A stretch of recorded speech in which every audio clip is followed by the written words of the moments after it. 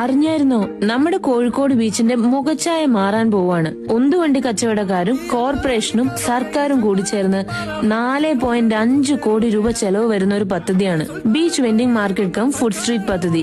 November 1 തുടക്കം കുറിക്കാനാണ് ഉദ്ദേശിക്കുന്നതെന്നാണ് കേട്ടിരിക്കുന്നത്. ബീച്ചിൽ നിലവിലുള്ള 90 ഉന്തുവണ്ടി കച്ചവടക്കാരെയും ചേർത്ത് നിർത്തി നല്ല ആധുനിക സൗകര്യങ്ങളൊക്കെയുള്ള ബങ്കുകളാണ് കേട്ടോ ഇവിടെ സ്ഥാപിക്കാൻ പോകുന്നത്. ബീച്ചിൽ ഇപ്പൊ നിർമ്മിച്ചുകൊണ്ടിരിക്കുന്ന പ്ലാറ്റ്ഫോമിൽ ഉരുട്ടി നീക്കാവുന്ന തരത്തിലാണ് ഈ ബങ്കുകൾ ഉണ്ടാവുക. നമ്മുടെ കോഴിക്കോട് ചാലിയത്തിന്റെ മാറ്റം കണ്ടില്ലേ? ഇതേപോലെ ആക്കിയെടുക്കൂ കേട്ടോ നമ്മുടെ കോഴിക്കോട് ബീച്ചും. എല്ലാ ബങ്കുകളിലെ ജീവനക്കാർക്ക് തിരിച്ചറിയൽ കാർഡും യൂണിഫോമും ഒക്കെ നിർബന്ധമാക്കും.